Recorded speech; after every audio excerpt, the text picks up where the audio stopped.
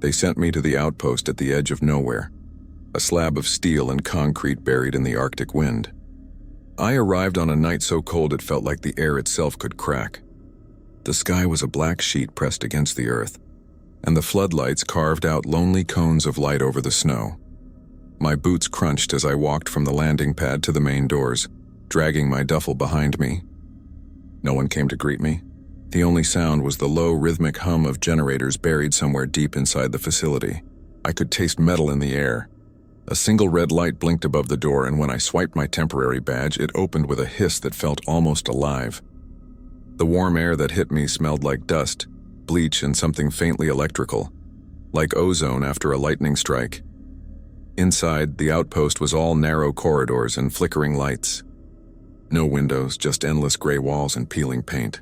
The kind of place where you forget what day it is. A single sign on the wall read, Arctic Research Facility, Unit 6, authorized personnel only. That's where I'd be spending the next 6 months. I'd taken the job because it was easy. Night shift custodian. Good pay, good isolation. I'd been looking for quiet work after everything that happened last year. Cleaning was simple. It didn't judge you, didn't talk back, didn't ask for explanations. The supervisor, a tall, bald man named Sergeant Holloway, met me in the hallway outside the barracks. He had the look of someone who'd been in this place too long. Pale eyes, trembling hands, voice flat as ice. "You're the new custodian," he said. "Night shift, correct?" I nodded. He handed me a crumpled, yellowing sheet of paper. "These are your rules. Read them, memorize them. Break one and you're gone. Understood?" I thought he was exaggerating. Some military types love their power plays. I gave him a lazy salute. "Understood, sir." His eyes didn't move. "No, you don't. Read them tonight. Especially number 7.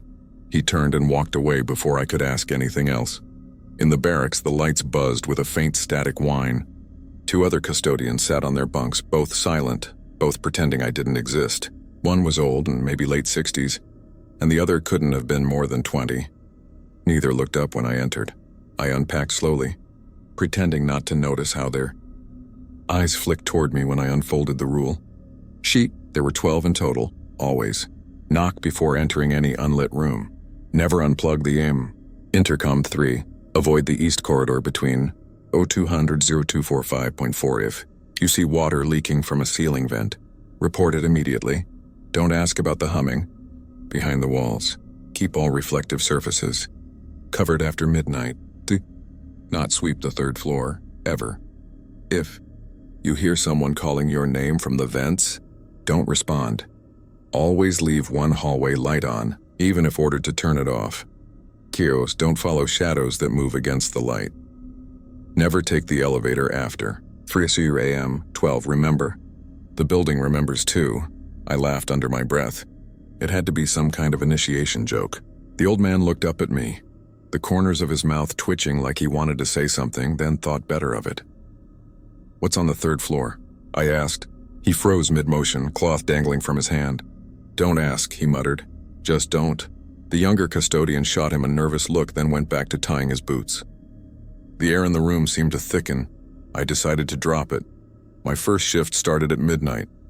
The silence in that place was suffocating. No wind, no chatter, not even footsteps. Just the steady hum of the lights and the faint buzz of the ventilation. I started my route, 1st floor, east wing. Mopping tiles, wiping down handrails, checking storage rooms, every corner felt identical. Cold concrete, old fluorescent lights, locked steel doors marked with unit codes I didn't understand. Biostorage, power sublevel, containment. The kind of words that make you think twice about asking questions. Around 1:30 a.m., I passed a stairwell labeled Level 3. The door was sealed with a faded yellow strip of tape that read, "Restricted access." The tape was so old it barely clung to the door frame. Dust clotted the corners. A metal sign underneath said simply, "Custodial access denied." Rule number 7 came to mind, "Do not sweep the 3rd floor." I chuckled to myself. Guess that's one way to save on cleaning labor. As I turned to leave, something creaked above me. A slow, dragging scrape that traveled from one end of the ceiling to the other. It was rhythmic, like footsteps but heavier. I froze. The sound stopped. The corridor went dead silent again, but my heartbeat filled the void, pounding in my ears. I told myself it was just pipes shifting, metal contracting in the cold. Every building does that, especially in the Arctic. Still, I found myself looking up, expecting to see dust falling, or maybe a vent cover rattling loose. Nothing. I moved on. By 3 a.m., the hall started to change. The hum in the walls felt deeper, almost like it was responding to my footsteps.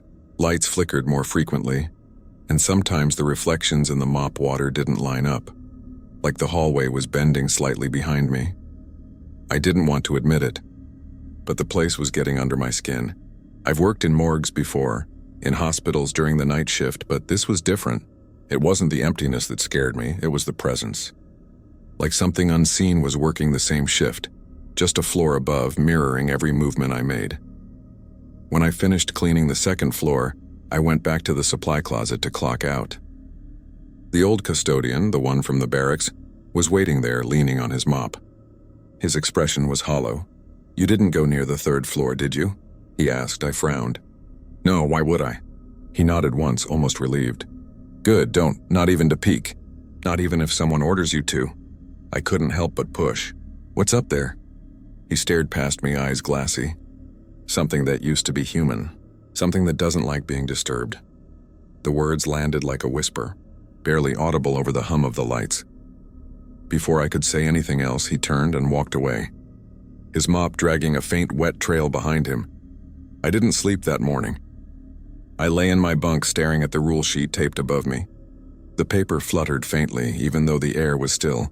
From somewhere deep in the pipes, I heard it again, that slow, deliberate movement. Not footsteps this time, more like sweeping, back and forth, back and forth. I pressed the pillow over my head and told myself it was nothing. But when I finally drifted off, I dreamed of that sound, an endless sweeping in the dark, and a voice whispering softly from behind the walls, "You missed a spot." The next evening, Holloway found me in the cafeteria. He was standing by the coffee machine, watching it hiss like it was doing something suspicious. The fluorescent lights above him flickered in uneven rhythm, and each flash seemed to carve deeper lines into his face. "You read the list?" he asked without looking up. "Yeah," I said. "Pretty thorough," he gave a dry laugh. "Thorough keeps us alive." I waited for him to say more, but he didn't. He just picked up his mug, black coffee trembling in his hand, and left without another word. I didn't know what to make of it. The way everyone here treated that stupid list like scripture. It made no sense. Rules were rules, sure, but they acted like these ones had teeth.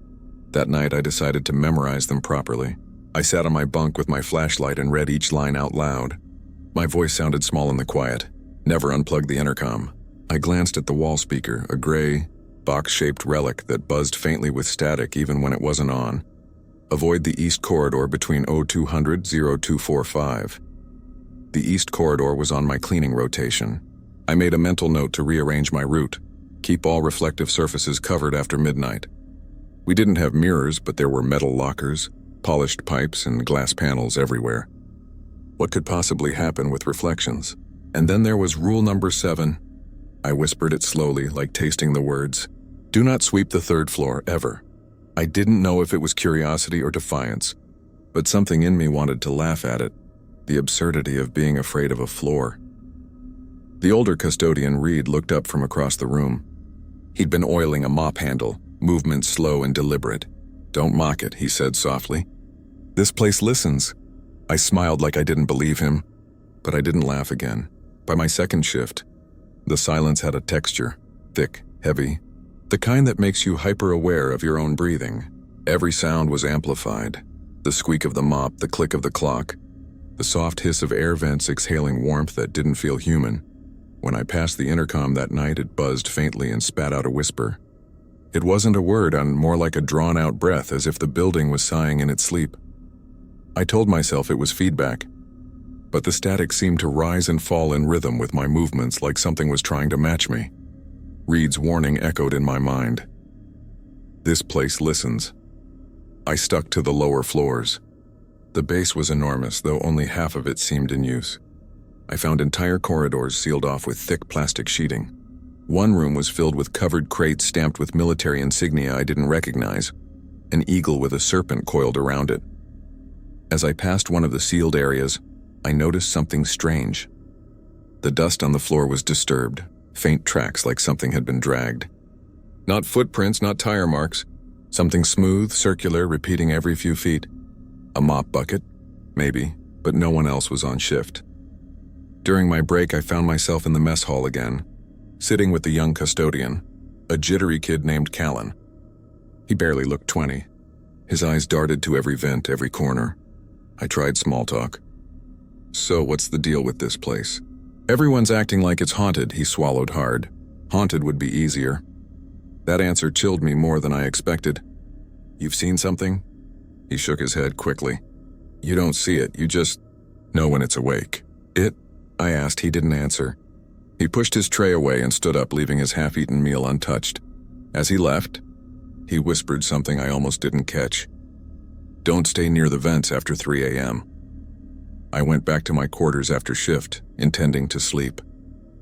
But my curiosity kept me awake. I reread the rule sheet, this time noticing something new.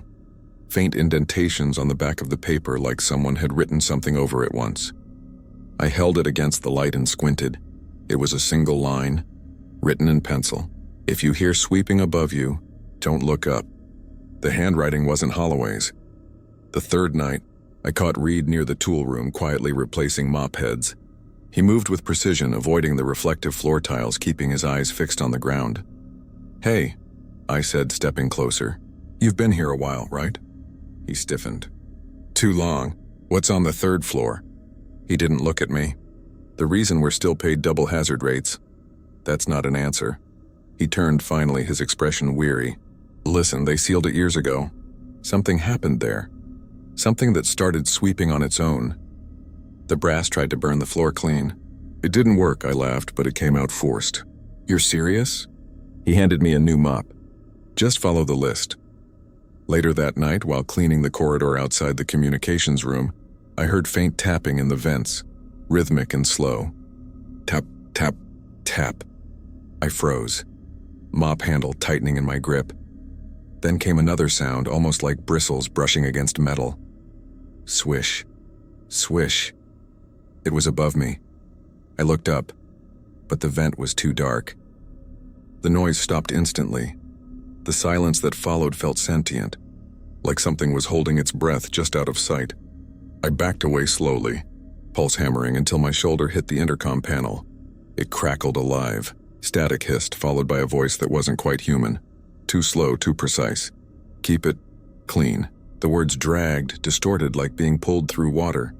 The lights flickered twice and then it was gone. I didn't finish my route that night. I clocked out early, hands trembling. Reed was waiting near the stairwell. He didn't ask what happened. He just handed me a cigarette and said, "You heard it, didn't you?" I didn't answer, but the look in my eyes must have been enough. He nodded. "Good. Now you understand the rules aren't for you. They're for it." Back in my bunk, I turned the flashlight on and stared at the rule sheet again. The words looked older now, like they'd been written decades ago. The paper had tiny flecks of dark brown near the edges, almost like dried rust or blood. Outside my door, the vents exhaled softly. Somewhere above, faint but unmistakable, came the sound again. Slow, patient, methodical swish, swish, swish, like something was sweeping an endless floor, just waiting for someone to join in. You learn the rhythm of a place by its noises. The Outpost had very few. By my fourth night, I could count them. The buzz of the lights, the low metallic hum of generators deep below, the whine of the vents pushing stale air through ancient ducts. No wind, no wildlife, no signs of the world outside. It felt like the facility existed in a vacuum, detached from everything human. It made my own movements sound wrong. Too loud, too alive. Every mop stroke, every shoe step echoed like I was trespassing somewhere sacred. There were no windows anywhere in the main structure. I never saw the sun and my watch had become meaningless. The clock on the wall said 01:20 every time I looked, even when hours passed. The second hand ticked, but it never moved forward. I told myself it was broken. But deep down, I think it was something else. Reed kept mostly to himself now. Callan, the younger custodian, had stopped showing up for meals. When I asked Holloway about him, he said the kid was rotated out, but his bunk was still made, still warm when I touched it. Rotated out. That's what they always said here when someone vanished. The officers still patrolled, but I rarely saw them anymore.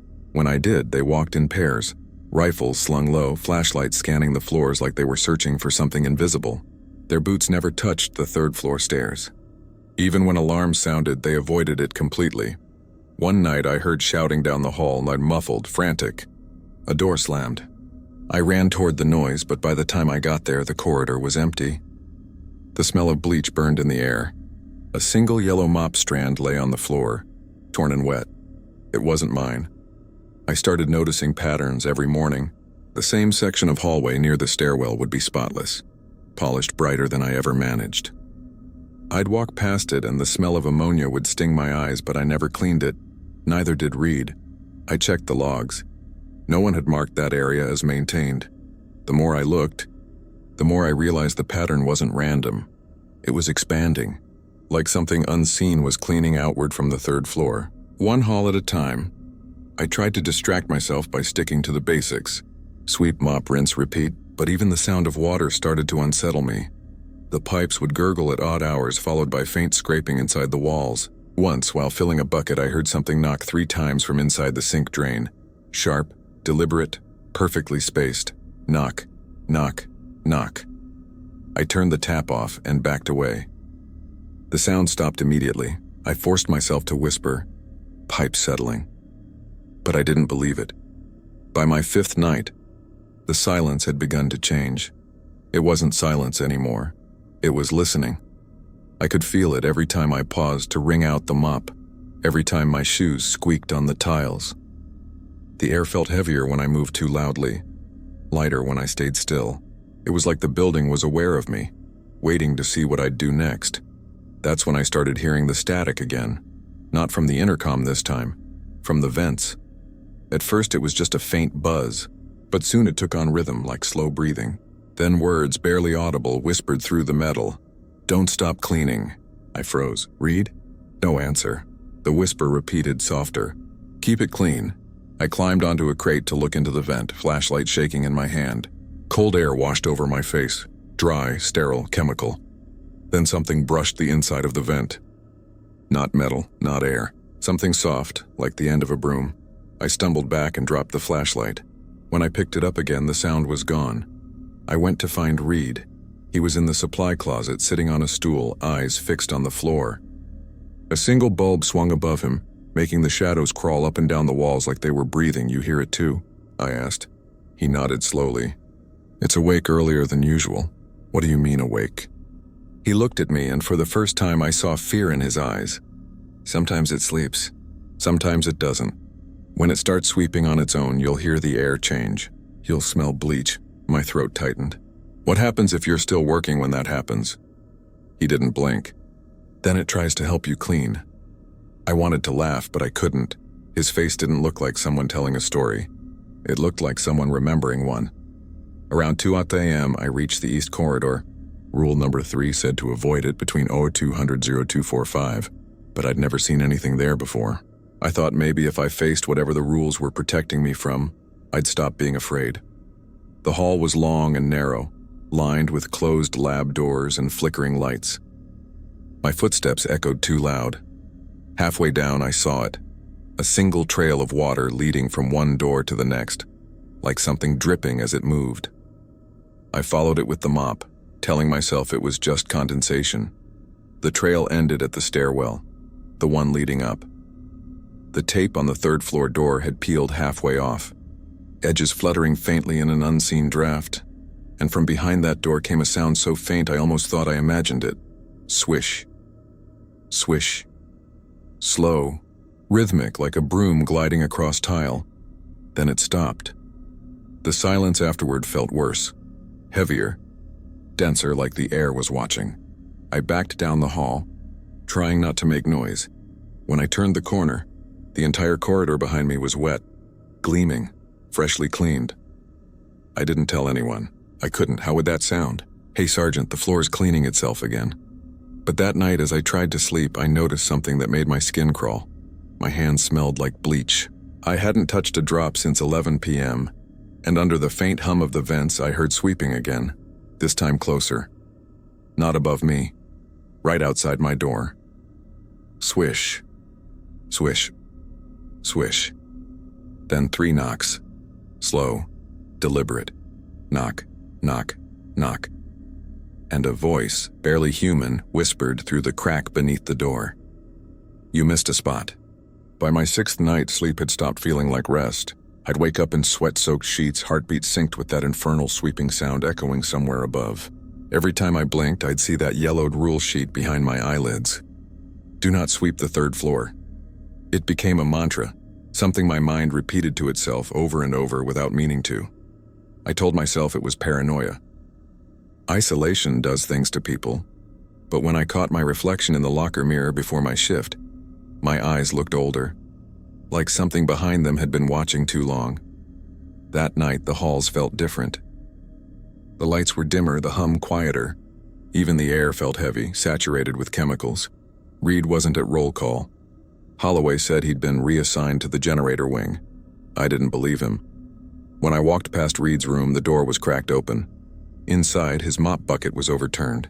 Streaks of gray water drying across the floor in wide, circular arcs, like something had been dragged. Halfway through my shift, I found Jenkins and a new transfer from another Arctic post. He was the opposite of Reed, loud, cocky, the kind of guy who thought rules were for weaker men. He found me near the stairwell, leaning against the wall with a smug grin. Hey, new guy, he said. You ever been upstairs? I froze mid-step. Upstairs? He smirked. Yeah, level 3 heard the big scary rules, huh? He pulled a flashlight from his belt. Place is sealed, but I peeked earlier. Nothing but dust, maybe a few rats. Then leave it, I said. They said that floor's restricted, he laughed. You really buy into that crap? His laugh bounced through the corridor, too loud. Too alive for this place. Look, I muttered. You don't understand what... But before I could finish, he'd already started up the stairs. The air changed halfway up, colder, sharper, like stepping into a freezer. The concrete walls darkened with condensation, and the old yellow tape fluttered weakly. Jenkins ripped it off with a grin. See? He said. Nothing's going to... A sound interrupted him, soft, faint. A single swish. He froze. What was that? I swallowed. Let's go. But he kept going, his boots squeaking against the dust. Probably pipes or something. The hallway beyond was thick with neglect. Long, narrow, with broken lights flickering overhead. Dust clung to every surface except one, a clean streak running straight down the middle of the corridor, like someone had recently swept it. Jenkins crouched and touched the floor with his glove. Weird, it's warm. I felt the hair on my neck rise. We need to leave. He stood, smirking again. What's the matter? Ghost janitors got you scared? He took another step forward. That's when we heard it again, not one broom, but several. A faint rhythm of sweeping coming from further down the hall, echoing off the walls. Swish, swish, swish. I whispered, Jenkins, stop. He turned his flashlight toward the end of the corridor. The beam cut through the dust and landed on movement, something tall and thin just at the edge of visibility. The dust didn't fall around it. It parted. Jenkins laughed nervously. What the hell? Then the brooms clattered, not from ahead, from behind us. The sound was close, too close, like wooden handles tapping against the tile. I spun around, light shaking in my hands. The hallway behind us was empty. The sound stopped. Then from the corner of my eye I saw dust swirling upward, forming the faint outline of a hand gripping a broom handle. I grabbed Jenkins' arm. We're leaving, now. He hesitated just long enough for something to answer. A whisper carried through the vents, slow and distorted. Keep it clean. We ran. I don't even remember how we got down the stairs. My lungs burned, my boots slipped on the tile, but I didn't stop until we were 2 floors below, gasping in the supply corridor. Jenkins leaned against the wall, laughing breathlessly. Jesus, what the hell was that? I shook my head. You tell me. He wiped sweat from his forehead, smearing gray dust across his skin. Man, you're pale. Relax. It's probably some vent malfunction. Maybe a cleaning bot or something. This place is 50 years old, I snapped. You think it's got bots? He smirked. Then it's ghosts. Whatever it is, we survived it. But when we reached the barracks, Jenkins stopped laughing because his boots, still covered in dust from the third floor, had left no prints behind him. Every step he took disappeared, like the floor was erasing him as he walked. I barely slept that morning. I heard noises again, faint and rhythmic from the vents, but this time it wasn't sweeping, it was humming. A low, tuneless drone that almost sounded content. When I got up to check, the sound stopped. Jenkins didn't show up the next day. I asked Holloway where he went. Transferred, he said flatly. Didn't fit protocol. I didn't press. But when I went by the stairwell that evening, the yellow tape had been replaced. Fresh, bright, newly printed. And on the door in black marker, someone had written, "Do not sweep, violation logged." There was a handprint below it. Dust pressed into the metal. Long fingers. Too long.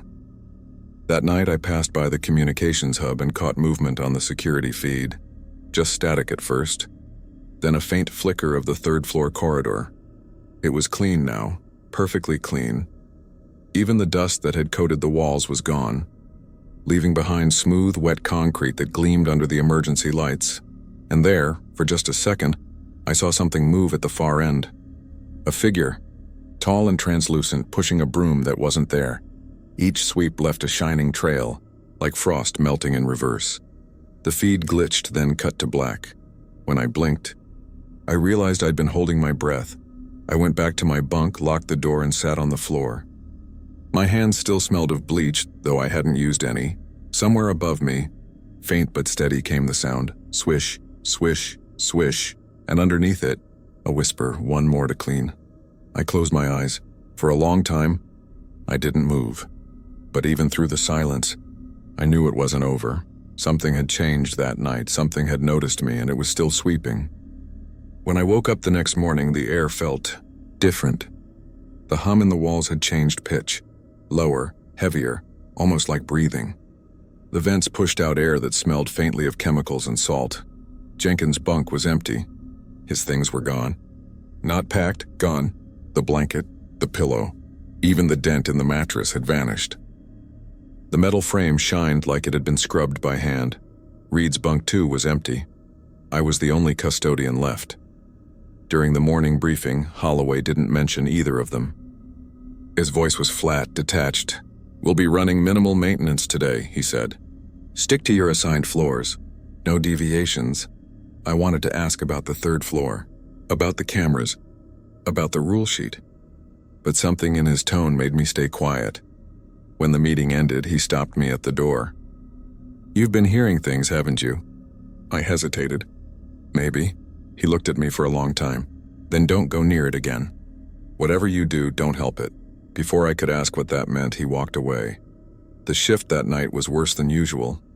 The lights flickered every few minutes, plunging the hallways into darkness. The smell of bleach followed me everywhere, even when I wasn't cleaning. I kept catching movement in my peripheral vision. Faint. Shifting shadows near doorframes, bending where light shouldn't bend. The intercom buzzed twice around midnight, then whispered something so faint I thought I imagined it. "Keep it clean." The words crawled up my spine like ice. I tried to focus on my tasks, room by room, bucket by bucket. I told myself I'd finish early, head back, lock the door, and wait for daylight. But when I reached the north corridor, the one directly under the third floor, I froze. The floor was spotless. Not mopped. Not wiped down, spotless. A mirror-like shine stretched from wall to wall. Not a trace of dust, not a single footprint. The air above it shimmered faintly like heat rising from asphalt. And then I saw it. The mop in my hand moved. Not much. Just a slight twitch, like it wanted to pull forward on its own. I dropped it instantly. It hit the floor with a wet slap, rolled once, and then stopped. But a few seconds later, it began to glide, slowly, deliberately across the tile.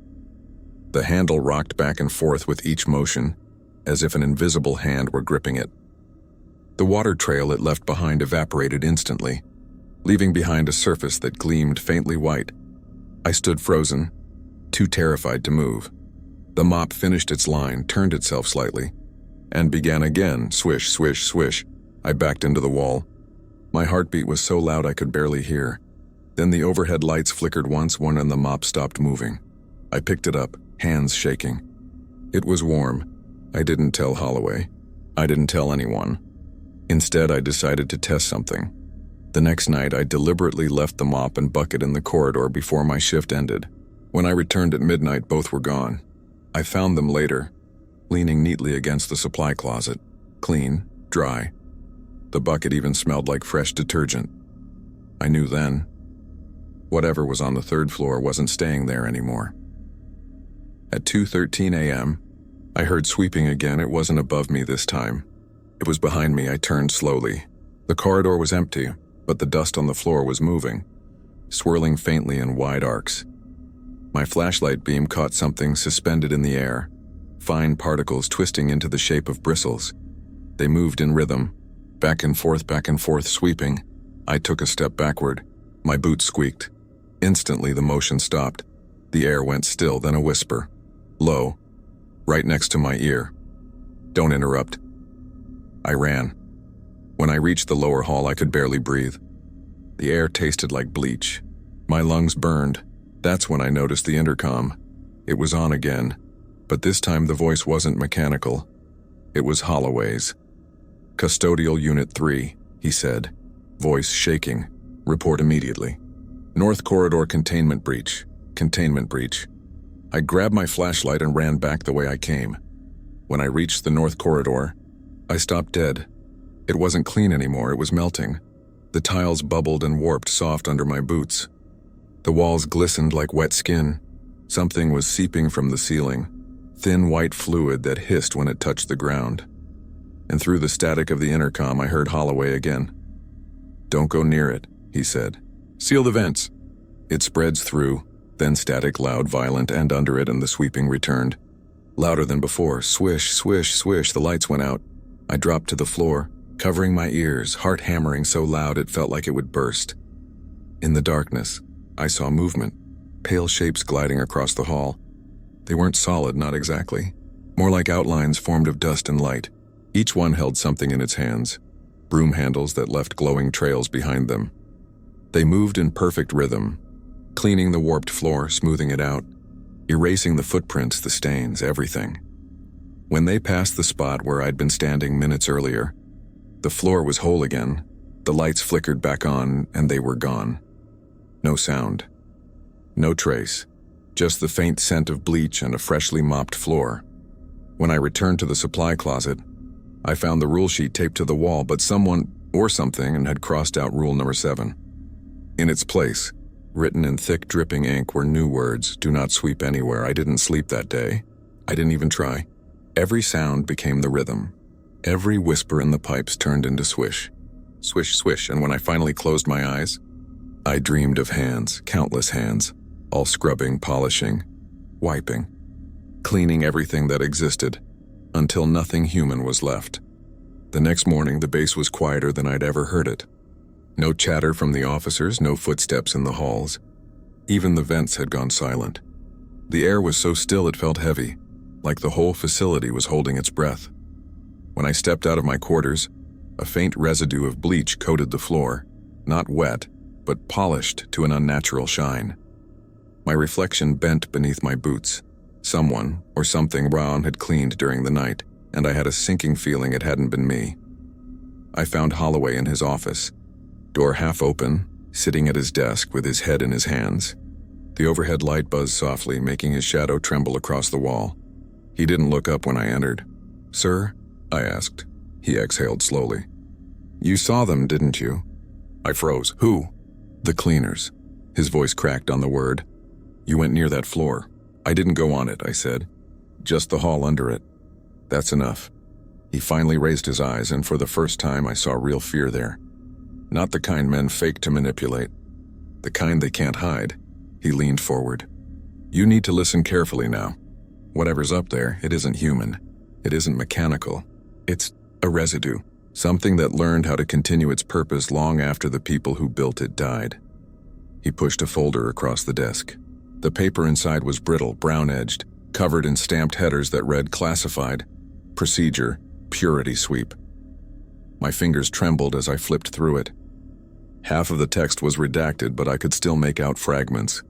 Containment breach during Phase 4 testing. Automated decontamination units demonstrated autonomous behavior. Refused termination sequence. Continued cleaning despite full personnel evacuation. Recommend permanent isolation of Floor 3. Biological hazard unclassified. I looked up. You're saying it's still running? Holloway nodded. It's been sweeping for 57 years. He stood, walked to the windowless wall behind him, and pressed a button. The metal shutters slid down with a hiss, sealing the room. Listen to me, he said. That floor was built to sterilize biohazards. Nanotech, chemical warfare residue. Things we couldn't contain. But the cleaning units absorbed what they were meant to destroy. They became part of it. I shook my head. Then why not destroy the building? He gave a dry, humorless laugh. You think they haven't tried? Fire, acid, radiation, nothing worked. The sweepers rebuild everything. Every tile. Every door. They don't stop until it's perfect. The word perfect came out like a curse. He rubbed his eyes. We were told to maintain the lower levels only. Keep it isolated. The rules aren't for you, they're for containment. I left his office numb. The corridor outside smelled stronger than before. Sharp and sterile, like ammonia thick enough to sting my throat. Someone had retaped the door to the stairwell leading up. This time with bright red strips marked Level 3 Do Not Enter, but underneath, smeared faintly into the tape, were streaks of white, finger-shaped, like someone had touched it from the other side. I skipped my usual route and spent most of that shift in the archives. I wasn't supposed to be there, but fear had a way of turning curiosity into survival. Most of the records were useless. Requisition forms, fuel logs, cleaning supply manifests. But near the back, buried under stacks of yellowing reports, I found a single box labeled Decommissioned Personnel. Inside were photos, rows of janitors, maintenance workers, and engineers. Each one stamped deceased in service. Dates ranging from 1968 to 1999. One photo stopped me cold. The face looked familiar. Reed, same weary eyes, same hands, same faint scar on his left cheek. But the photo was dated 1983. I don't remember leaving the archive. I just remember walking through the empty halls, staring at my hands. They smelled faintly of bleach again. When I got back to my quarters, the rule sheet was gone. In its place was a different paper, crisp, freshly printed. Only one rule was listed now. If you hear the broom, stop breathing. There was no signature. That night, I stayed awake in my bunk, clutching the flashlight. Listening. At 3:07 a.m., the vent above me rattled once. Then the sweeping began. Slow. Rhythmic. Closer than it had ever been before. I held my breath until my lungs screamed, until my eyes watered. When I finally gasped for air, the sweeping stopped. Something shifted in the vent, and then a whisper, so soft it was almost kind. Good. You learn fast. The next day, Holloway was gone. His office was empty. A new voice came over the intercom that evening. Flat, synthetic, unfamiliar, custodial personnel, it said. Maintain standard operation. Do not attempt to access restricted levels. Purity must be preserved. Then silence. I looked toward the stairwell. The red tape was gone again, and faintly, from above I heard the first slow drag of a broom handle sliding across tile. Swish, swish, swish. That night the air tasted wrong. It wasn't dust or chemicals anymore, and it was metallic, like breathing through a coin. Every step I took echoed too long, like the halls had grown wider while I wasn't looking. The intercom buzzed again at 3 a.m. sharp. Not the soft hum of static this time. It clicked, like someone switching between frequencies, trying to tune into something specific. Then the whisper began. At first it sounded like cleaning. The faint rhythm of sweeping carried through the speakers. But the more I listened, the more I heard words buried inside it. Keep it clean. 3 words, repeating in distorted mechanical tones as if spoken by something that didn't fully understand human language. I yanked the plug from the wall. The speaker went dead. 5 seconds later, it turned itself back on. By now, the facility had emptied. The soldiers who used to guard the West Wing were gone. Their bunks were stripped bare. The mess hall was locked. Only the hum of the lights and the mechanical heart of the base kept beating. I went looking for any sign of Holloway. His office door was still sealed, but faint light bled through the cracks. When I pushed it open, the smell hit me first. Bleach and metal. His chair was empty. His coffee mug sat on its side, liquid pooling in a perfect circle on the desk. The floor beneath it gleamed so bright it almost reflected light. There were no footprints. Not even mine showed. It was as if the room had been erased. I stumbled back into the hall, heart pounding. The intercom above my head buzzed again. Louder now, urgent. "Custodial Unit 3, the voice rasped, fractured by static. "Report to Level 3 containment immediately." I froze. I hadn't reported my location in days. How did it know my unit? "Repeat," the voice said. "Custodial Unit 3, proceed to Level 3, purity compromised." I didn't move. The vent beside the intercom groaned open. A blast of frigid air spilled out, carrying with it a faint hiss. Not static this time. Breathing. Slow. Wet. Close. I stepped away.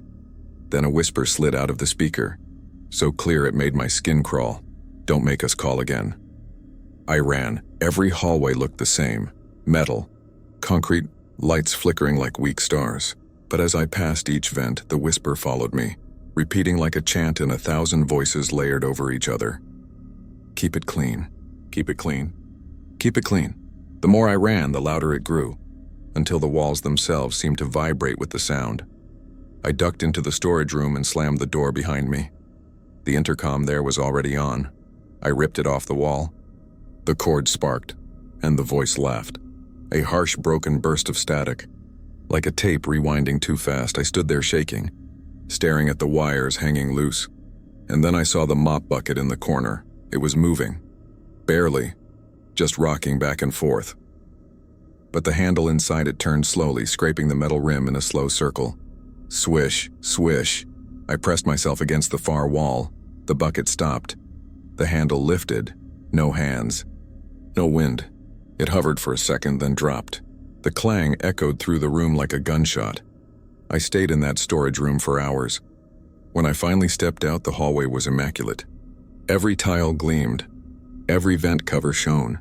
Even the ceiling was polished. And at the far end of the corridor, where there used to be a sealed door marked Level 3, the tape was gone. In its place was a single symbol drawn on the wall. A circle, perfectly symmetrical, with streaks radiating outward like bristles, a broom, drawn in bleach. Back in my quarters, I found my old rule sheet again, the one that had vanished days ago. It was taped to my bunk, the edges curling slightly from moisture. But this time, every rule had been replaced. Breathe only when spoken to. Don't interrupt the sweeping. Don't look at the reflections. They see you first. If the intercom calls, answer. Purity is obedience. Do not resist cleaning. I tore the paper down. My fingers came away wet, and when I looked at them, they were streaked with white, not ink, bleach. I turned to the intercom on my wall. It was already on. "Custodian," it said softly, almost kindly. "You've done well." I backed toward the door, the voice deepened. "You've kept it clean. That's what we want." My breath quickened. "You don't have to be afraid anymore," it said. "You can stop being human now." The light above my bunk flickered once, twice, then steadied, and in that pale glow, I saw it. A handprint. On the inside of the vent. 5 long, narrow fingers pressed into metal, leaving faint white residue behind. Then came the sweeping again, loud, furious, endless. Swish, swish, swish. The intercom crackled, drowning everything else out, repeating the same phrase until it no longer sounded like words. Clean. Clean. Clean. Clean. Clean. I ripped the cord out of the wall. The light went out, but in the darkness the sound didn't stop. It got closer. When the emergency lights flickered back on, the floor outside my door was spotless, and just below the vent, a single sentence had been scrawled into the polish, as if with a fingertip dipped in bleach. "You're next to be cleaned." By the 8th night, I wasn't sure if I was still awake. Sleep and consciousness had blurred together, stitched by the same noises. The constant rhythm of sweeping and the low hum of the vents. Sometimes I'd wake up to find my mop standing upright beside the bed. Sometimes the smell of bleach was so strong it burned behind my eyes. I didn't tell anyone. There was no one left to tell. Around 11:40 p.m., I decided to find answers the only way left: the archives. The entrance was deep in the west wing, past locked labs and decommissioned rooms. I'd walked by it dozens of times, always noticing the faded authorized personnel only sign but never daring to enter. The door was sealed with a biometric pad long dead. I forced it open with a crowbar from maintenance. The metal groaned, protesting after decades of stillness, and the smell that poured out was ancient: paper, mold, and something faintly acidic. Rows upon rows of filing cabinets lined the room. Old reels of tape, boxes of microfilm, and stacks of yellowed reports covered every surface. The lights flickered once, then stabilized, casting long shadows across the floor. I found a table in the center with a single binder sitting open. Its label read, "Purchase Order, Procedure, Purity Sweep." My stomach turned. The documents inside weren't cleaning logs. They were test reports. Most were stamped classified or eyes only. Biocontainment. The earliest entry, dated January 1968, described something called a self-sustaining sterilization protocol. Automated cleaning units designed for hazard persistence neutralization. The first phase was simple: chemical cleaning via autonomous robotics. But then came the later phases, words blurred by age, but still legible enough to make my blood run cold. Phase 3, Integrated Nanotech Replication Protocol. Objective: develop self-propagating decontaminant systems capable of independent operation under containment breach conditions. It was no cleaning machine. It was a living chemical, something that could reproduce itself. The last few pages were brittle as if touched by heat. They described an incident during Phase 4 testing, 1972, Outpost 6 containment compromised during standard mop run calibration. Autonomous systems refused shutdown commands. Human operators reported auditory hallucinations, voices urging continuation of cleaning. Personnel quarantined. Purity sweep terminated. Result: failure. Residual activity persists on level 3. The final line was handwritten, shaky, containment lost. Sweepers active, evacuation denied. I sat there reading that line over and over, until I realized the floor beneath the table wasn't dusty anymore. My footprints were gone. The room was spotless. I looked toward the doorway. The corridor beyond shimmered faintly, polished to a perfect sheen. Something had already followed me in. The intercom above the door clicked to life. "Custodial Unit 3, the voice said. Calm, precise. Unauthorized file access. Proceed to sanitation protocol." I froze. "Who is this?" No response. Then faintly through the static, "Purity must be maintained." The light bulbs above me popped, one by one plunging the archive into pulsing shadows. A noise came from the far end, soft at first, then unmistakable. Swish. Swish. Swish. I backed away slowly, flashlight trembling in my grip.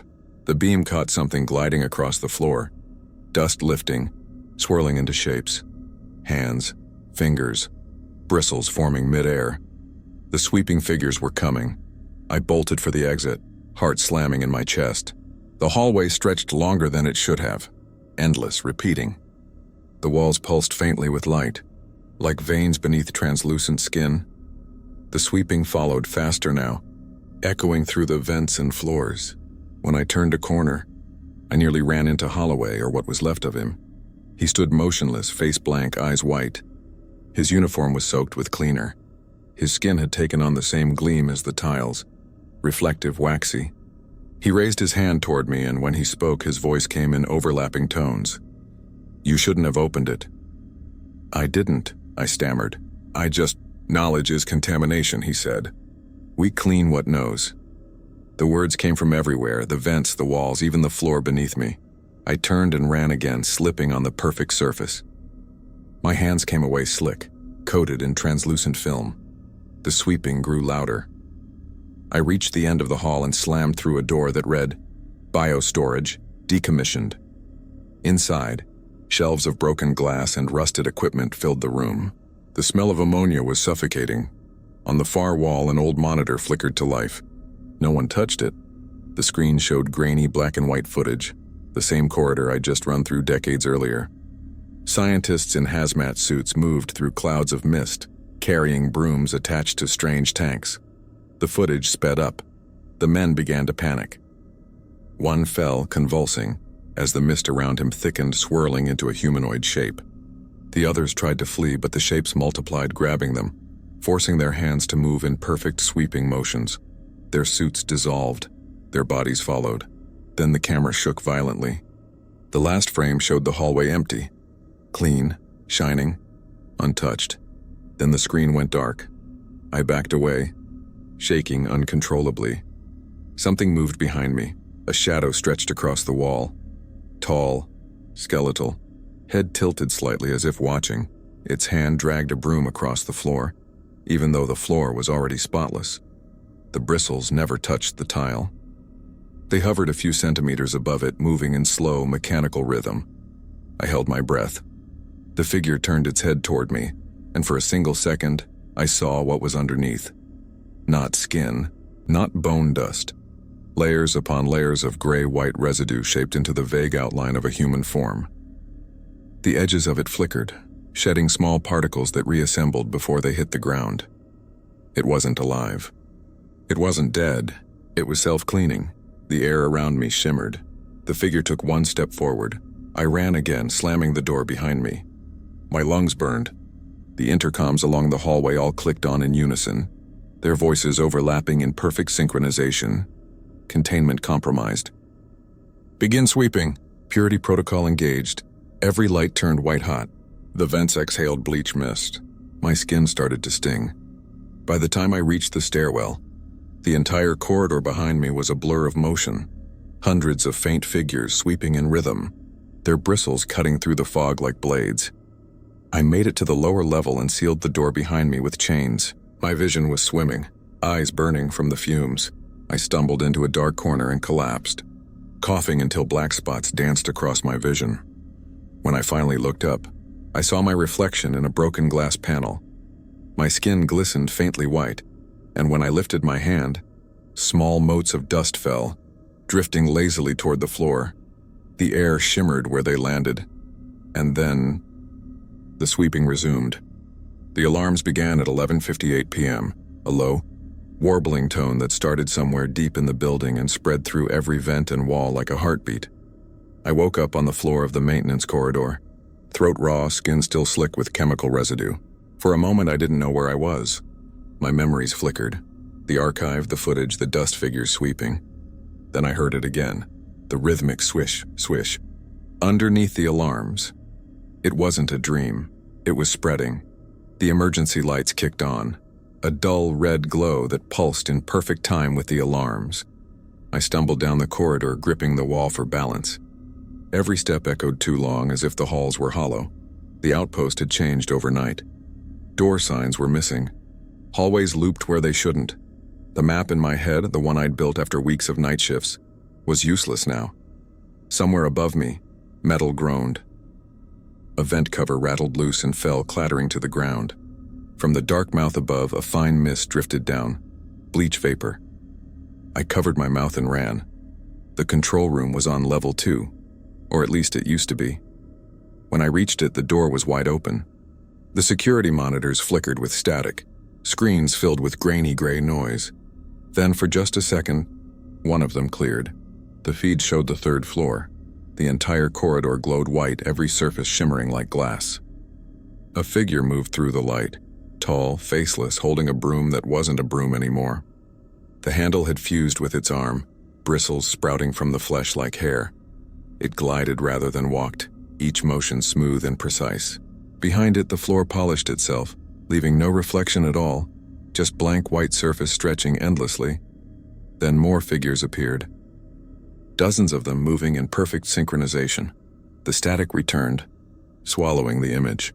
I leaned over the console, heart pounding, and hit the emergency broadcast switch. "This is Custodial Unit 3. Anyone still on site? Respond." Nothing. Just a faint echo, like the words were bouncing back from somewhere far below. Then the intercom crackled. "Custodian, the voice said, calm and slow. "You're contaminating the silence." I slammed the switch off and backed away. Through the glass wall, I could see into the adjacent corridor. A mist was crawling along the floor, rolling like fog, swallowing everything in its path.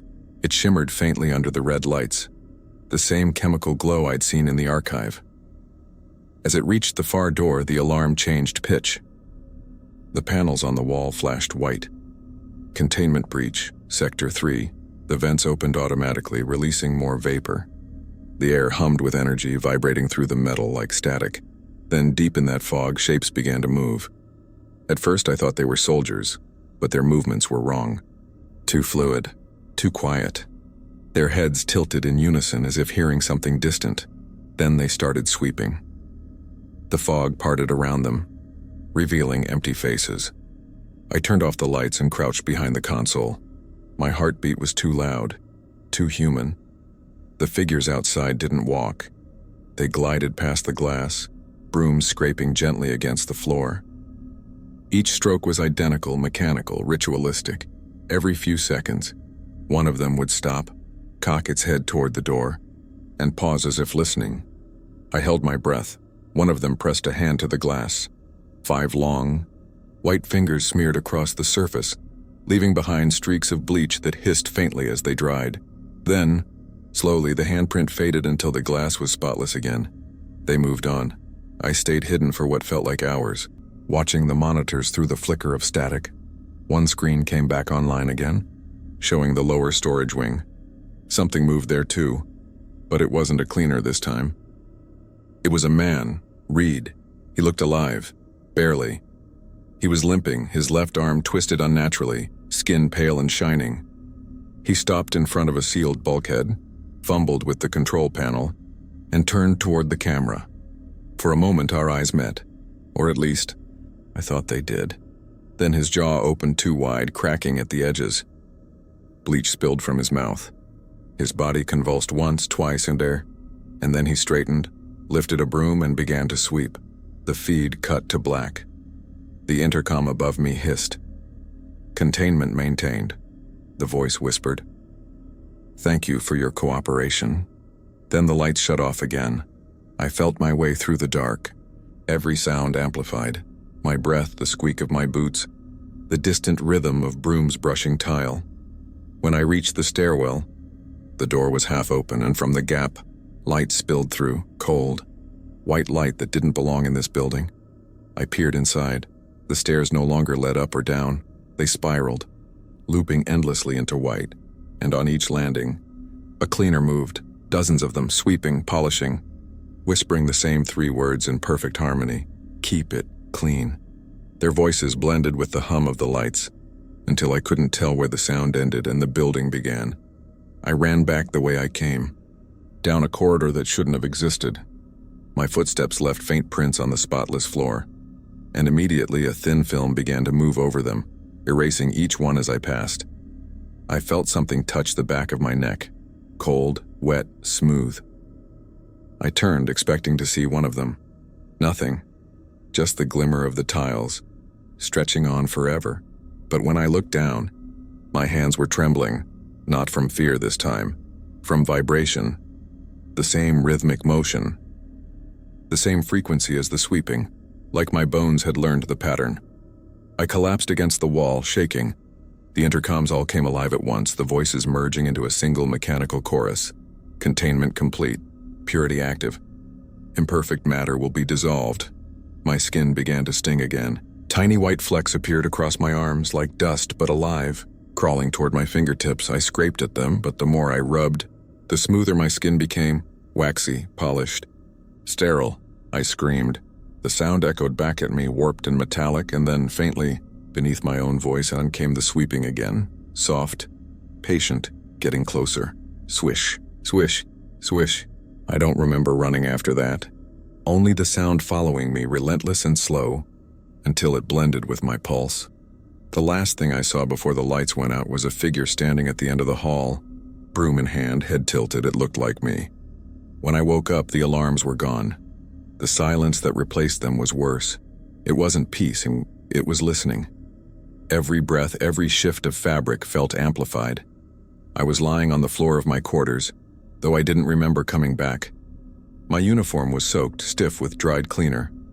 My skin burned in places where it touched the floor. The lights were still on, dim and pale, like hospital lamps before dawn. Something was wrong with the reflection in the metal locker across from me. It was too clean. I pulled myself up slowly, my legs trembling. The reflection didn't move, not right away. It lagged, maybe half a second behind. And when it did move, its face didn't quite match mine. Its eyes were brighter. Its mouth was smiling. I shut the locker door and stepped back. The rule sheet was gone again. In its place, taped above my bunk, was a name tag. My name, Leo Grant, Custodial Unit 3. Except it wasn't written in marker anymore. It was etched, burned into the metal plate, each letter carved with mechanical precision. And beneath it, written in bleach-stained streaks, "We see you now." I stumbled into the hallway, flashlight shaking in my hand. The corridor outside my room was immaculate, polished to a mirror shine. Even the air seemed clearer, too bright to breathe. Halfway down, I stopped. Someone had cleaned my footprints. Not from earlier. From right now.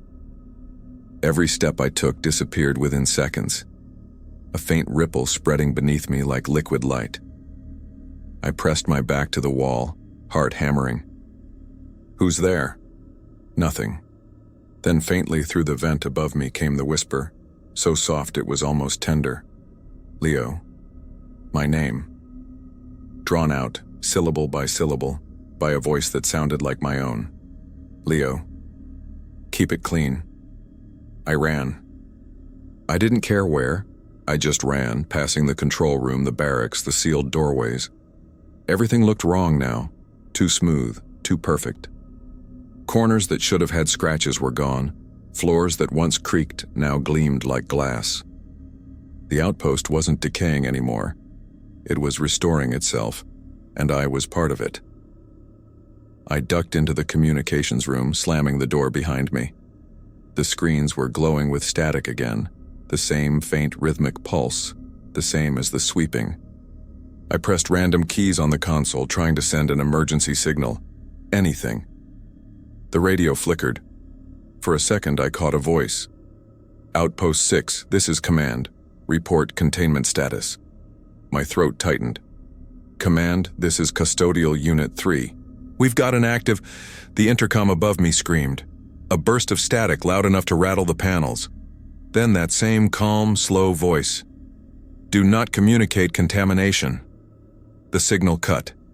The screens went black, and across every monitor, faint white streaks began to spread. Lines forming words. "Leo Grant, unauthorized. Purification required." The vents opened with a hiss. The smell of bleach flooded the room. I covered my mouth and tried the door, sealed. The lights dimmed, replaced by a faint blue glow from the vents. The air shimmered like heat. Then I saw it. On the monitor glass. A reflection, not mine this time. Something tall, thin, moving toward me through the static, its outline flickering with dust. It stopped just behind me. I turned. Nothing there. But on the floor, a single streak of white led from the vent to my boots. And then the sweeping started again, right under me. The floor bulged upward in slow, circular ripples, as if being polished from below. I jumped onto the desk. The ripples followed, spreading under the metal surface. The lights above flickered once, twice, then the intercom came alive again.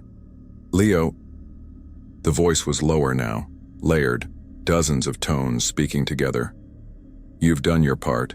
You've kept it clean. But you still breathe." The last word stretched, echoing through the walls. I looked up at the vent. Something inside shifted, pressing against the grate from within. A hand, pale, dripping, translucent, slid out and touched the wall. Wherever it moved, the metal turned white, smooth, spotless. The hand paused, palm flat, and began dragging itself outward. I didn't wait to see the rest. I smashed the emergency panel with the flashlight. The door hissed and opened just enough for me to squeeze through. The hallway beyond was blinding. White light filled every inch. The walls weren't metal anymore. They were something else. Something alive, smooth and wet and pulsating. I ran, leaving streaks of gray footprints behind me, but every step I took was erased instantly, replaced by white perfection. The building was cleaning me out of existence. I turned into the barracks, or what used to be. The beds were gone, replaced by rows of upright human shapes embedded into the walls. Their bodies were pale, their eyes open, their mouths frozen mid-breath. Each one held a cleaning tool, mops, brooms, cloths fused into their hands. They were still moving. Slowly, mechanically, sweeping the air. When I stepped closer, I recognized one of them, Holloway. His mouth twitched, a faint whisper escaping between polished lips. "Don't stop cleaning." His eyes rolled toward me, and I saw my reflection in them, white, gleaming, dissolving around the edges. I turned and bolted, tripping over something on the floor. My flashlight landed beside me, beam rolling toward the far wall. There, written in dust, the last dust left in the building, was a sentence. "We know your name because we made you." Then the dust rose, lifting off the ground like it was being vacuumed by invisible hands. The air shimmered again, and in that sterile, humming silence, I heard dozens of voices, all whispering my name, all saying it with the same calm precision. Leo, Leo, Leo. Every vent, every speaker, every wall echoed it back. I pressed my hands to my ears. Stop. But they only grew louder. Leo, you belong here now. When I opened my eyes, the hallway was gone. I was standing in an empty white chamber. No doors, no vents, no sound, just endless brightness. And in front of me, a mop, standing upright, waiting. The intercom's final whisper bled through the light. "Clean until there is nothing left of you." The broom handle trembled in my hand as I reached for it. I don't know why I did.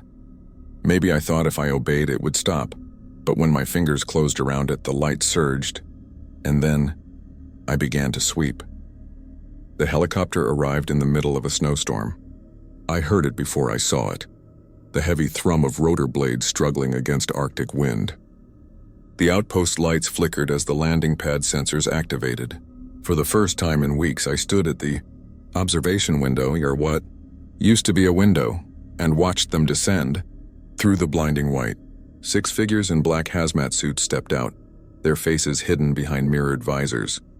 They didn't move like soldiers. They moved like people who knew exactly what waited inside. I didn't open the door for them. It opened on its own. They came in wordlessly, dripping frost and bleach vapor, carrying metallic canisters labeled Biohazard Class Omega. Their boots made no sound on the polished floor. The one in front turned his visor toward me. I saw my reflection warped across it, pale, exhausted, half dissolved at the edges. He lifted a gloved hand and spoke through the modulator. "Custodian Leo Grant, step aside." His voice wasn't human. It was too flat, too clean. I took a step back. "Who are you?" "Inspection Unit 9, he said. "Containment maintenance. Level 3 restoration procedure authorized." "You can't go up there," I said. "It's awake." The man tilted his head slightly, like the word awake meant nothing to him. "Containment will proceed regardless. Purity is not a choice." They marched toward the stairwell. I followed at a distance, my heartbeat syncing with their footsteps. When they reached the level 3 door, one of them waved a scanner across the frame. The tape that had been replaced so many times was gone, melted into the metal like it had never existed. "Containment seal. Dissolved," one of them said. The leader nodded.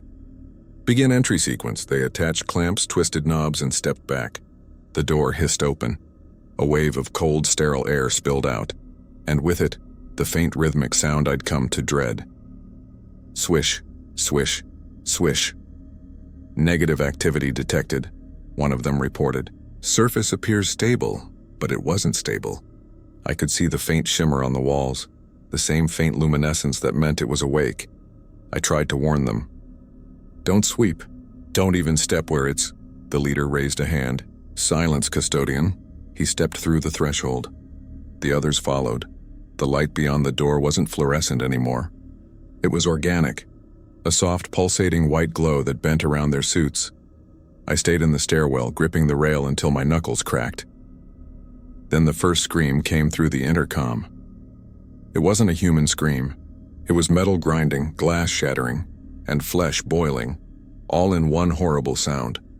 The feed from the security monitors above flickered on by itself. I saw them.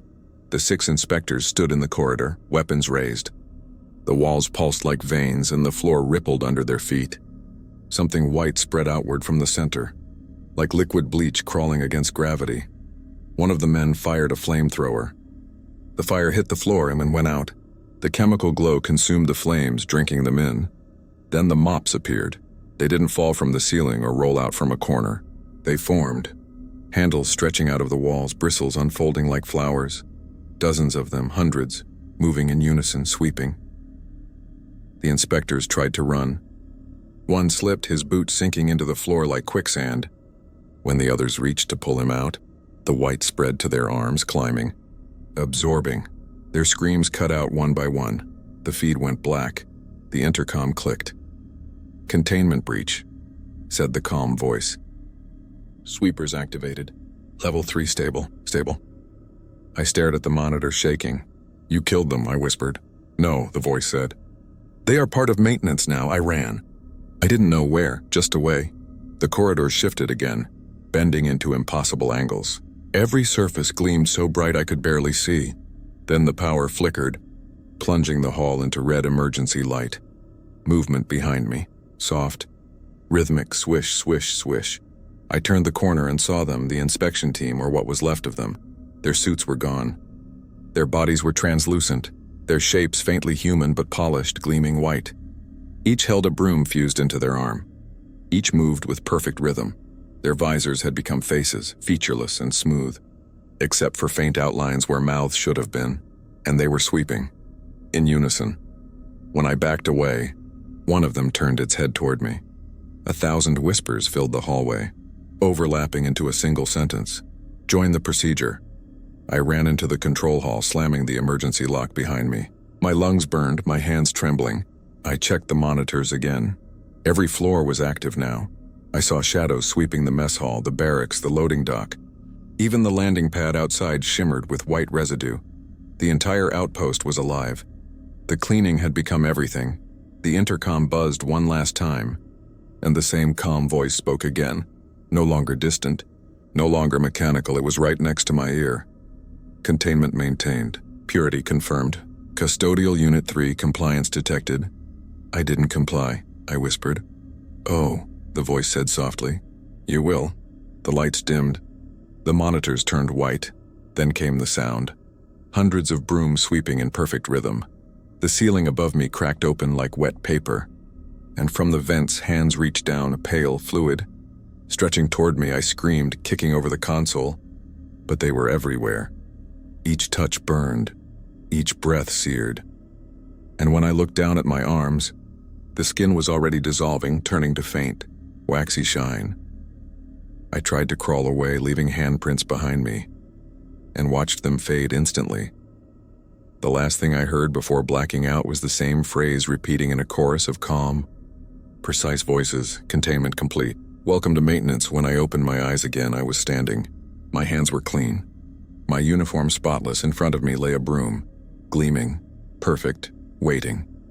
The intercom whispered one last time, "Sweep until it's all pure," and I began to move. I don't remember how long I was unconscious. Time has no shape down here anymore. Just noise, light, and that endless rhythm echoing through the vents. When I woke, the outpost was silent again. Too silent. The kind that presses into your skull and forces you to listen to your own heartbeat, just to remember you're alive. The floor beneath me was still damp. Not with water, with cleaner. I could smell it even when I didn't breathe. It had seeped into my clothes, my skin, maybe my blood. But something in my head kept repeating, "You're still you, not yet one of them." That was enough to make me move. I made my way back to the control center. The halls were different now, stretched longer, smoothed out, every wall perfect and seamless. I couldn't tell where one section ended and another began. The whole facility looked like it had been molded out of a single polished substance. The air shimmered faintly with fine white dust. It wasn't falling. It was rising, like smoke in reverse, and underneath it all, so faint I almost missed it, that sound again. Sweeping, slow, steady, patient. I tried to ignore it, focusing instead on the last place I'd seen the living, the security room. If I could get to the recordings, maybe I'd understand what happened. The door to the control room was half sealed, edges fused together like melted plastic. I pried it open with a broken metal rod. Inside, the monitors still glowed, a wall of flickering light casting the room in ghost white hues. Each screen showed something different. Level 1, empty hallways, polished floors. Level 2, supply rooms, doors wide open. Level 3, the static. I sat down, my hands trembling, and began cycling through the archive logs. That's when I found the folder. Purity Protocol Archive, Cam 03, last modified, 3 hours ago. I opened it. The footage started with 6 men in hazmat suits, the inspection team. Their entry timestamp matched the night they arrived. The camera shook slightly, static washing over the image. Their flashlights cut through the fog, landing on the corridor I'd seen so many times, the one I'd sworn I'd never go near again. The leader raised a hand. Radiation levels stable, proceeding. Their voices were faint through the distortion. One of them approached the far end of the hallway, scanning with a handheld detector. Reading chemical residue. Not volatile. The others moved forward. The floor gleamed, too bright for the camera to handle. The image blurred, then in the distance a shape moved. At first I thought it was an illusion, static forming patterns. But then it stepped into view, a figure, thin, featureless, holding a broom that dragged behind it, bristles leaving a trail of liquid light. One of the men shouted, "Visual contact! Non-human form!" The camera lurched as the operator stumbled backward. "What the hell is that?" The figure stopped, tilted its head, and then slowly began to sweep. The lights in the corridor flared white. The sound cut out completely. When it came back, it was chaos. The inspectors were screaming, their suits melting where the light touched. One of them fired his weapon. The bullet disintegrated mid-air, dissolving into white dust before hitting the wall. The feed shook violently. The figure multiplied. One became 2, then 4, then dozens, each emerging from the walls, sweeping in perfect rhythm. The camera operator turned, running toward the stairwell. He didn't make it. Something grabbed him, an arm of liquid white stretching from the wall, fingers merging with his helmet. He convulsed once, twice, then went still. The camera dropped to the floor. It kept recording. The feed skipped forward by itself, fast-forwarding through static and distortion. When it cleared again, the corridor was empty, except it wasn't. The inspectors were still there, my kin or what was left of them. Their bodies had fused into the walls, shapes half sunken, hands gripping invisible handles.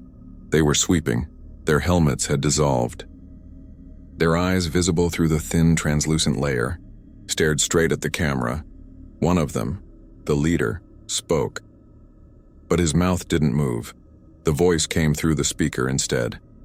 Containment complete. Protocol maintained. Then, all at once, every figure turned toward the camera. The feed ended. I sat frozen, staring at the blank screens. My reflection in the monitor looked wrong, pale and smooth, like my face was being scrubbed away frame by frame. I switched to the live feed. Level 3. Active. The camera there had turned back on. For a moment, all I saw was fog. Then movement. One of the new cleaners, tall, faceless, the sweeping near a sealed door. Then another joined it. Then a third, and then me. I was on the screen, standing in the middle of them, sweeping. I wasn't moving in real life. I was sitting in front of the monitors, but on screen, my body moved smoothly, mechanically, matching their rhythm perfectly. The me on the screen turned, staring directly into the camera, and then, a second later, my reflection in the monitor did the same. I stumbled backward, knocking over the chair. My head spun. The hum in the room grew louder. vibrating the floor beneath my feet. The intercom clicked on. "Verification complete," said the calm voice. "Custodial Unit 3 recognized." "Integration pending," I shouted. "I'm not part of this." But the voice didn't stop. "Integration in progress. Manual interference unnecessary." The lights flickered. My hands began to tingle, numbness crawling up my arms. When I looked down, the fingertips were white, spotless, the same sterile color that filled the hallways. I ran from the control room, nearly slipping on the floor. The hallway outside was lined with faint human shapes imprinted into the walls, like shadows pressed into the surface. Every few steps, one of the shapes moved, sweeping. Their heads turned toward me as I passed. 100 whispers filled the air, merging into one calm chant. "Purity is peace. Dirt is death. You are almost clean." I covered my ears and ran, but the whispers followed, echoing through every vent. The air shimmered. The walls pulsed. Something deep beneath the floor began to rumble. The lights went out. Only one screen remained on, the portable monitor I'd carried without realizing it. The feed was still open to level 3. The me on screen was closer now. Standing in the middle of the hall, broom in hand, eyes blank. It leaned closer to the camera until its face filled the entire frame, featureless, white, flawless. And then it spoke, in my voice, "Stop running. You'll ruin the shine." The monitor went dark, and in the silence that followed, the sweeping started again, slow, patient, just beyond the door. When the alarms came back on, they weren't sirens anymore. They were voices. Flat, calm, repeating the same message over and over in rhythm with the sweeping. "Custodial staff remain at posts. Do not leave the building. Containment must be maintained. Cleanliness is containment." Each repetition grew louder, bleeding through every intercom and vent until the words filled my skull. I grabbed my gear, what little I still had left, and stumbled down the hall. The air was heavier now, thick and chemical, glowing faintly in the light. Every breath burned outside my door. The floor was clean. Too clean, no dust, no texture. Just that faint shimmer. The same sheen that marked every place they had touched. The facility was alive. The corridors rearranged themselves, sealing doors behind me, opening others ahead like it was guiding me somewhere. Each step echoed perfectly. Even my footsteps sounded rehearsed in time with that constant rhythm beneath everything. I passed what used to be the cafeteria. Nothing left but silver surfaces. Every chair, every tray, every table fused into a single smooth mass. On the far wall, words had been burned into the metal with acid. "Purity is forever." I pressed on, moving toward the main hangar. If the helicopter pad still existed, maybe I could... No. Deep down, I knew there wouldn't be anything left to fly. When I reached the hangar, I almost turned back. The ceiling was gone, replaced by a dome of light and fog. The helicopter I'd seen arrive days ago was still there, but it wasn't a helicopter anymore. Its frame was hollow, its rotors fused into smooth white discs. Every bolt, every seam, every sharp edge had been polished away until it looked like something carved from bone. And inside the cockpit, 6 white figures sat upright, motionless. The inspection team. Their suits were gone, their faces blank, fused to the glass as though melted into it. Each of them held something in their hands, brooms, mops, and brushes made of the same white material as the floor. The seats around them pulsed faintly, like the outpost itself was breathing through them. The intercom above my head clicked. "Custodian Leo Grant," it said softly. "Please return to your assigned area. Evacuation is not authorized." I looked up at the speaker. "Authorized by who?" I shouted, a pause. Then the voice replied, quieter now, as if it didn't want to wake something sleeping nearby. By the floor, the lights dimmed. I turned toward the corridor and froze. At the far end stood a row of cleaners, dozens, maybe more, all standing perfectly still, their brooms held upright like rifles, their heads tilted in unison. One of them, taller, broader, stepped forward. Its voice scraped through the vents and wires, calm and soft. "You forgot to clean." I backed away, tripping over a fallen bucket, though I didn't remember dropping one. The bucket rolled across the floor and came to rest against the white helicopter. The cleaners began to move. Not running, not rushing. Just gliding. Their brooms brushed the ground in perfect synchronization, sweeping the space between us. Each stroke left the air shimmering. I turned and ran.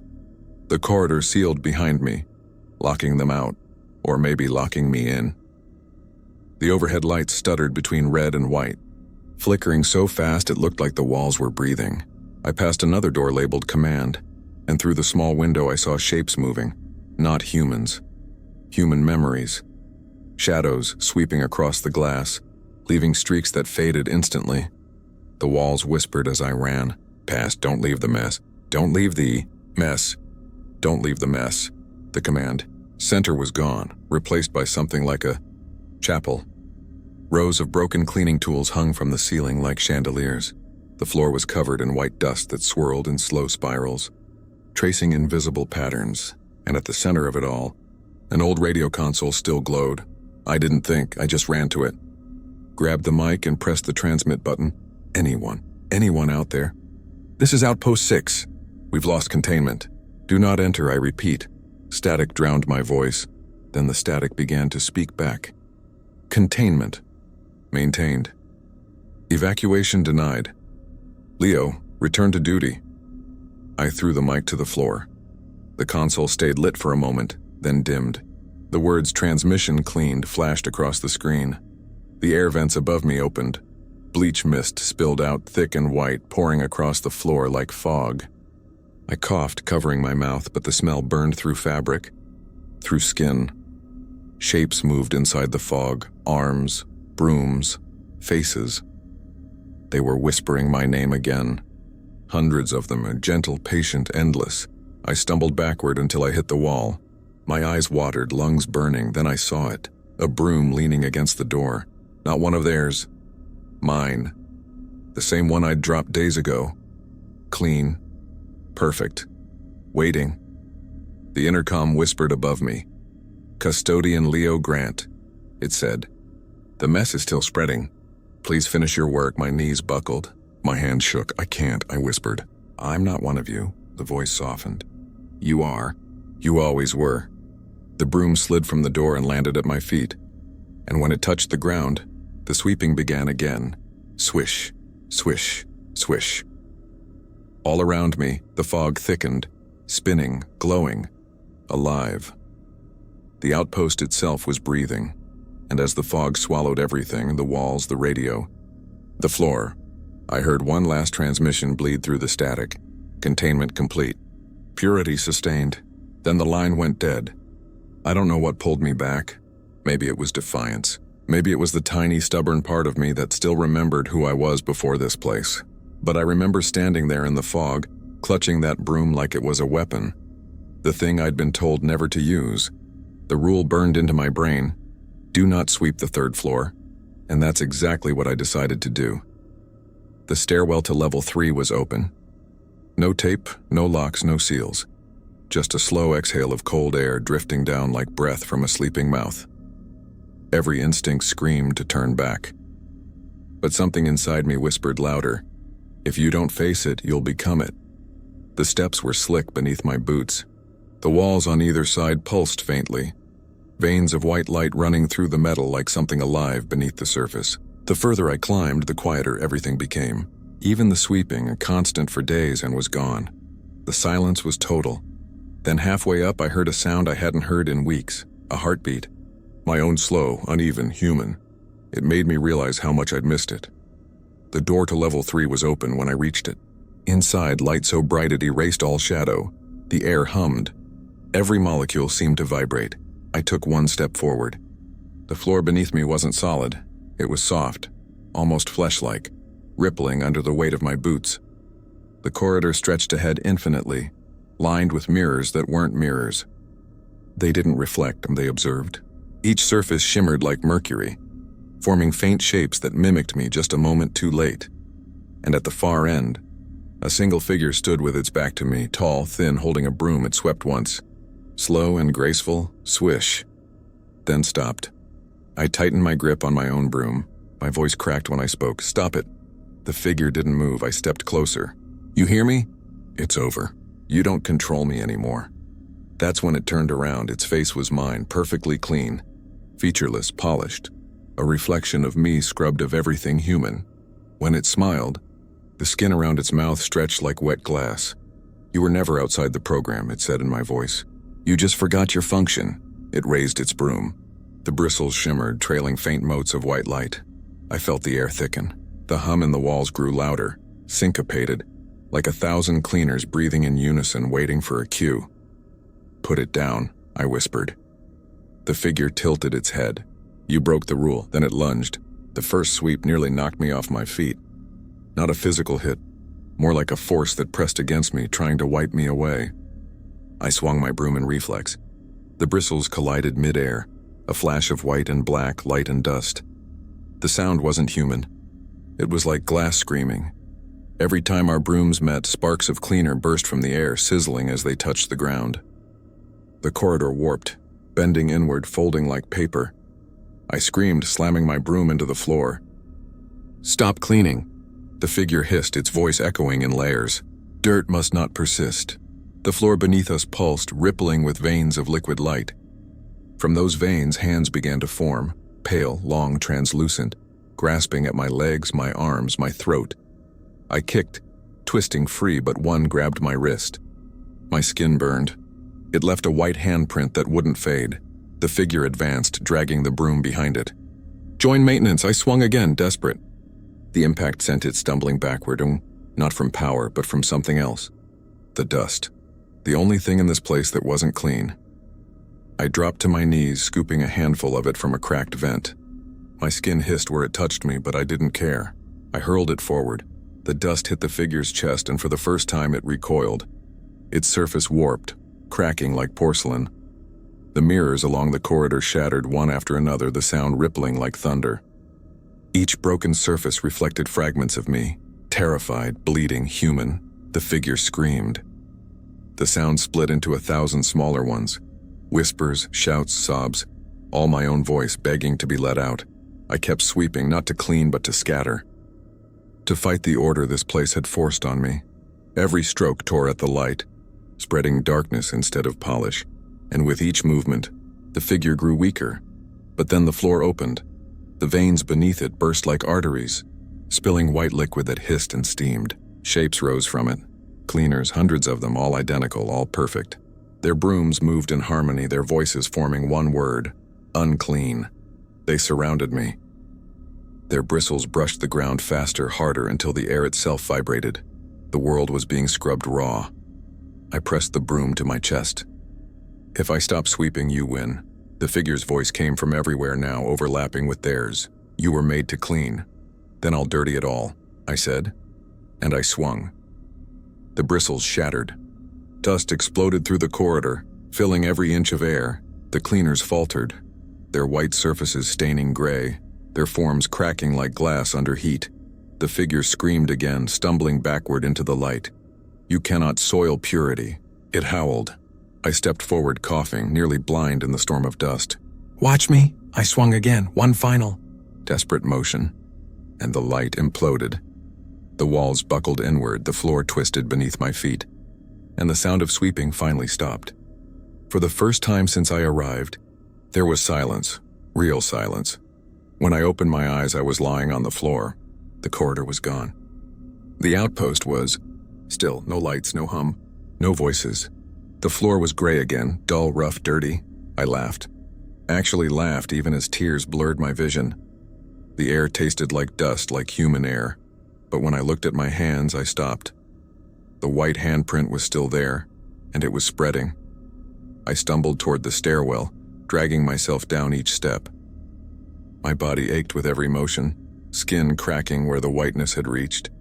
When I reached the bottom, the facility was changing again, not cleaning this time, but crumbling. The wall split, leaking vapor. The vents screamed. The word containment flashed in red across every monitor I passed, and underneath it, in small white letters, manual override detected. Cleaning required.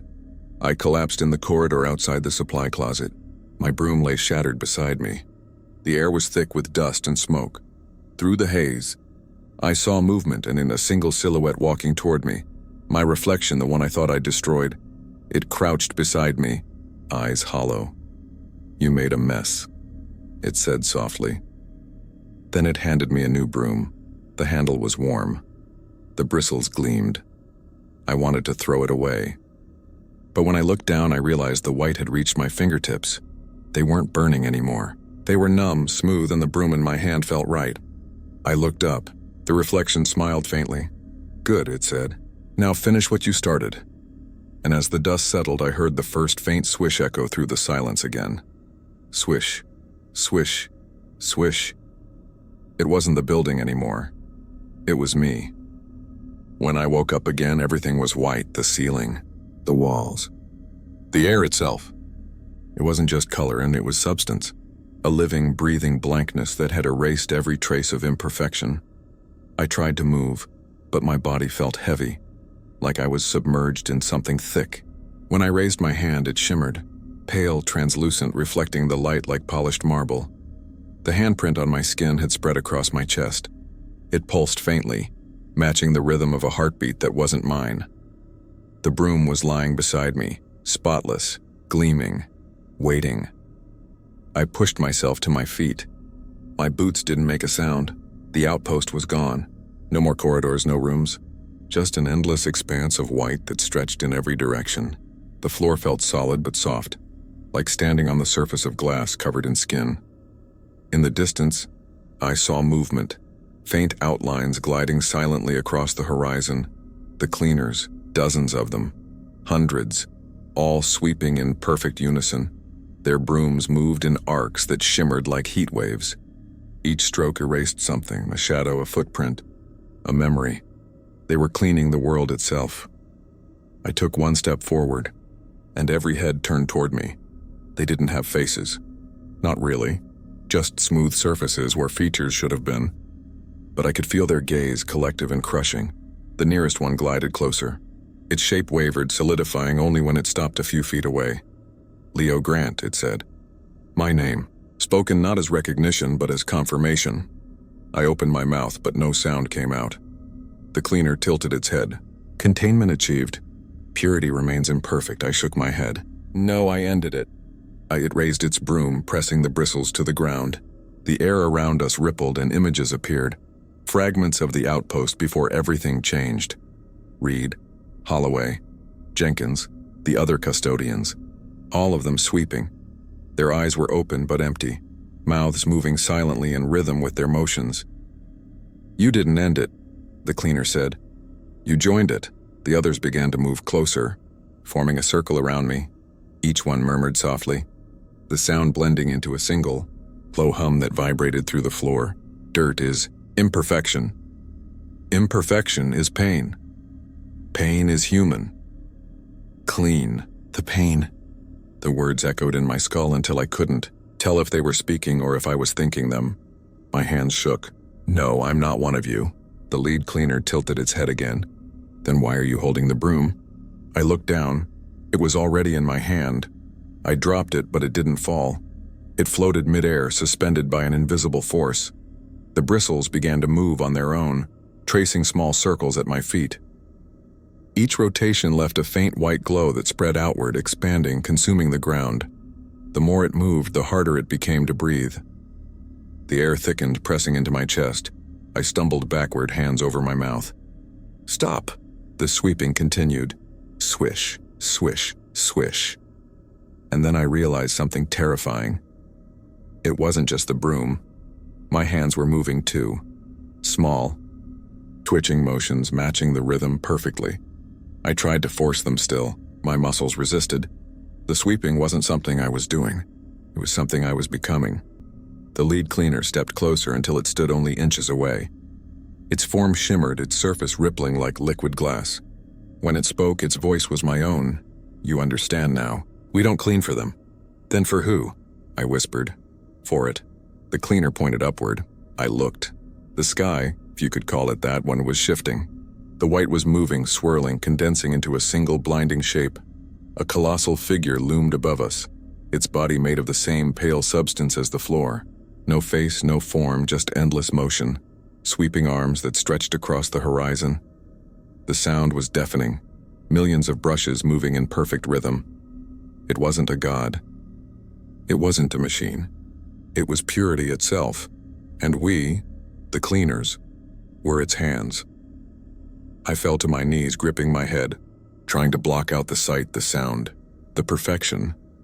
The others circled me again, their movements faster now, brooms flashing like blades in the light. "Join the function," they whispered. "Erase the residue. Complete the cycle." One of them reached out and touched my shoulder. The contact seared through me like acid and frost combined. When I looked down, my arm had gone completely white, smooth, seamless. The pain stopped instantly, and for a moment, it felt good. No fear, no memory, no guilt, just stillness. I understood why they didn't stop, but then, faintly, I heard something underneath the sweeping. A heartbeat. Not mechanical. Not synchronized. Human mine. It was weak. But it was mine. The sound broke through the trance like a crack in glass. I tore away from the cleaner's grip, falling backward, gasping for air that didn't exist. My hand left a gray smear on the perfect white floor. The entire circle of cleaners froze. They looked down at the mark, a single stain in their flawless world. Then, in unison, they screamed. Not in pain. In rage, the ground trembled. The great white figure above us bent low, its vast arms sweeping faster, harder, until the horizon blurred into motion. The cleaners advanced, dozens of them, their brooms scraping the ground so fast they sparked light. I scrambled backward, heart pounding, clutching the last thing that still felt real, the broken broom handle I'd kept strapped to my belt. When they reached for me, I swung it wildly. The splintered wood cracked through one of their bodies like glass, leaving a streak of gray that spread like rot. The cleaner convulsed, its voice distorting. Imperfection. It collapsed, dissolving into dust. The others hesitated. The great figure above us paused, its arms slowing. The silence that followed was unbearable. Then I heard it again. That heartbeat. Stronger now. Mine. The gray mark at my feet grew wider. The white beneath it darkened. The world itself staining. The cleaners began to melt, their forms breaking down, unable to stop the spreading corruption. The air shook with their screams. The figure above roared, a sound that made the sky fracture like shattered glass. Light poured down, pure and blinding. I closed my eyes. The last thing I heard was the whisper, trembling now, afraid. Dirt always returns. When I opened my eyes, I was alone. The world was gray again. The outpost was gone. Only the broom lay beside me, split in two, and on the ground around me, dust. Real filthy human dust. I started to laugh, but my voice echoed back differently, higher, clearer, polished.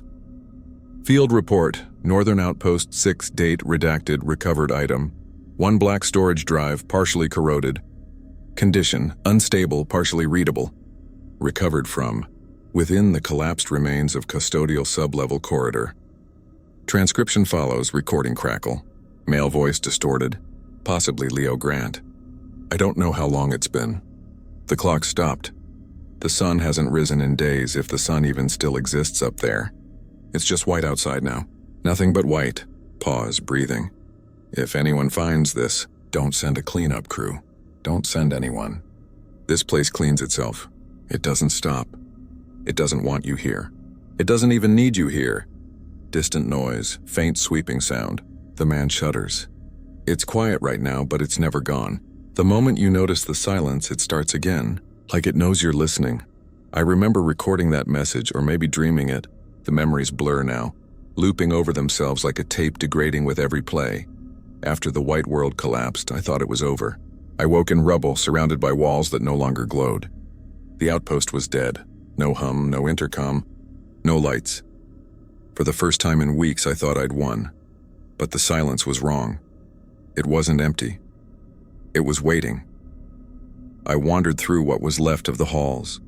The once spotless tiles were cracked, the air thick with dust. My boots left prints that stayed. That alone made me almost cry. The third-floor stairwell had caved in. Only fragments of the rule sheet remained, half buried under debris. The words were smeared, but one line was still readable. The mess will always find a host. I didn't understand it then. I do now. 2 days later, or what I think were days, I began hearing the sweeping again. Not loud this time, gentle, faint. like someone cleaning a room on the other side of a wall. I ignored it at first. I thought it was memory. Then one night I woke to find the dust around me disturbed. Lines drawn through it, circular, as if someone had swept around me while I slept, careful not to wake me. I found a cracked mirror in the old locker room. My reflection didn't look like me anymore.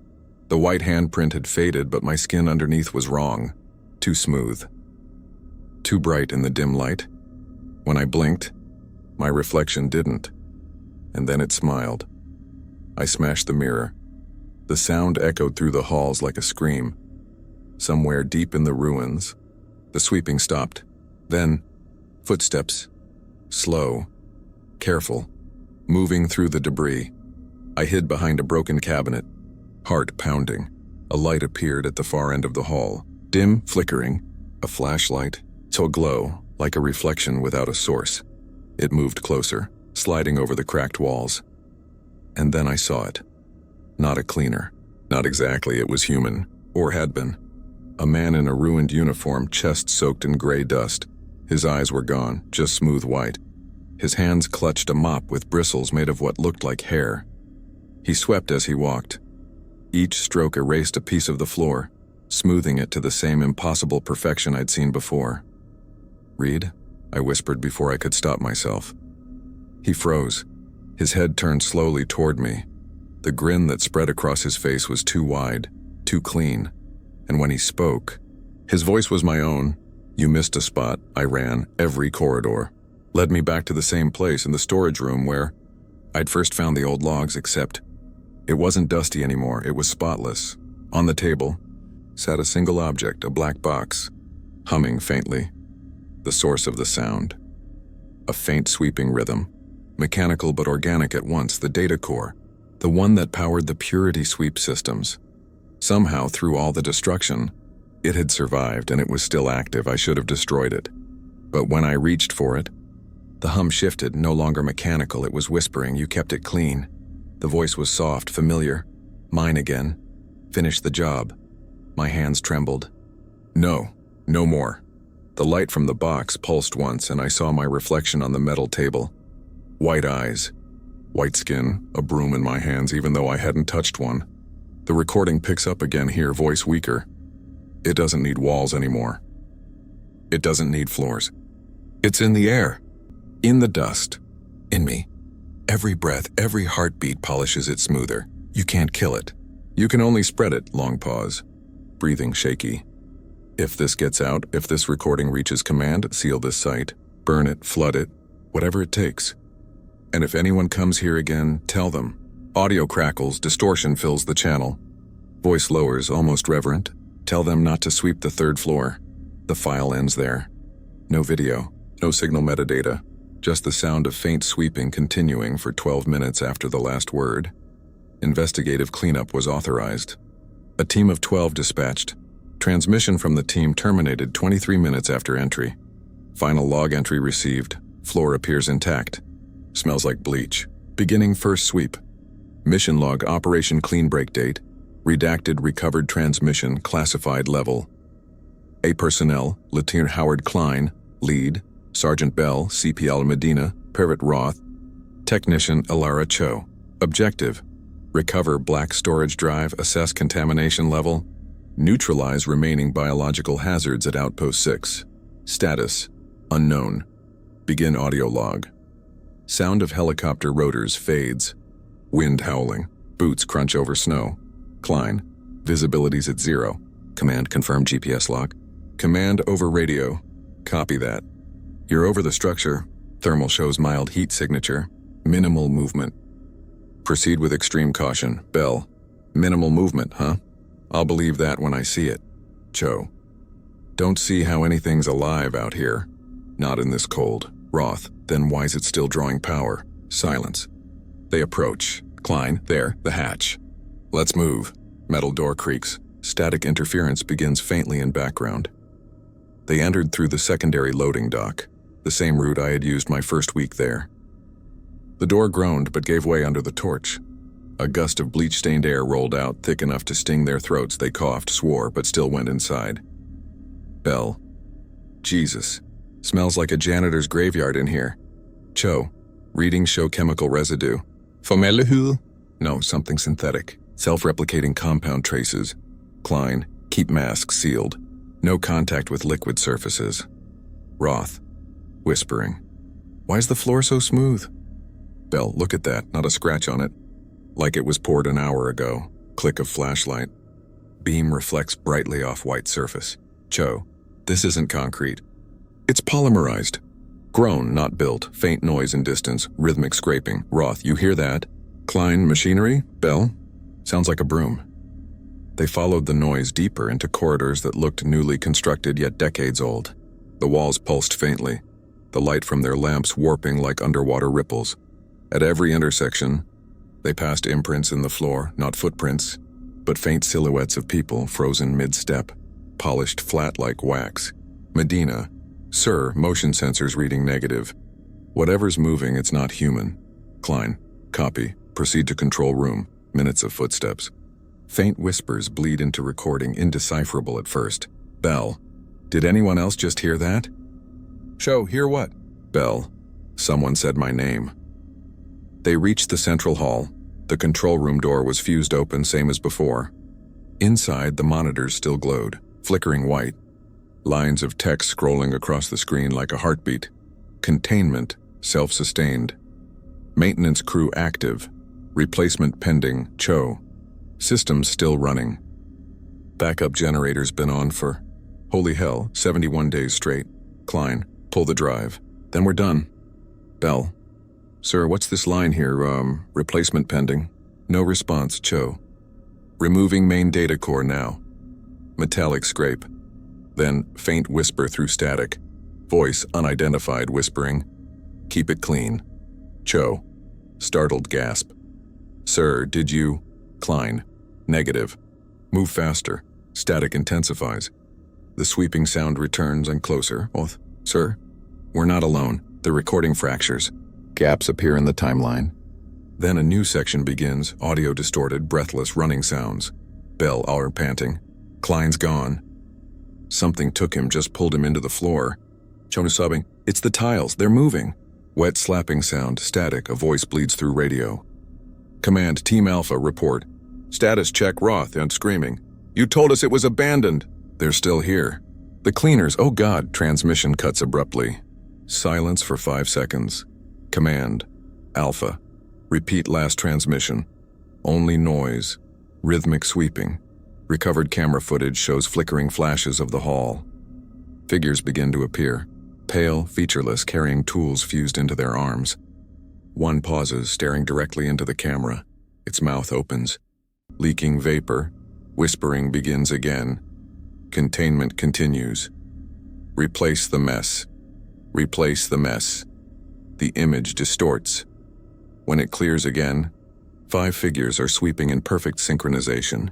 Their movements match the biometrics of the missing team members. Each wears what remains of a hazmat suit. Sleeves half dissolved, visors transparent. Their name tags are still visible. Klein Bell, Cho Roth Medina The. System logs their new designations automatically. Custodial units, 711. Active. The last entry on the recovered data drive is a short text file, timestamped 48 minutes after Alpha Team's last transmission. Purification reboot sequence initiated replacement. Crew functional floor. 3 reopened rules updated. Beneath it, a single rule line blinks on the screen. Do not interrupt the cleaning process. End audio log, classified after action notes appended by command. Outpost 6, status sealed. Satellite observation. Persistent white atmospheric haze continues to emanate from site perimeter. Radius expanding at rate of 0.8 meters per day. Recommendation. Establish permanent quarantine zone. Term Purity Sweep to remain redacted in all future communications. Civilian interference risk low due to geographic isolation. However, chemical composition of emitted particulate samples indicates potential self-propagation capability. Further study pending. Handwritten annotation, origin unknown, scrawled at bottom of final page. If you can still hear the sweeping, it's already inside the air vents. Somewhere beneath layers of snow and silence, the outpost continues its work. The lights may have dimmed, the bodies may have changed, but the rhythm never stopped. In the quiet Arctic night, if the wind dies down long enough, you can still hear it. Swish, swish, swish.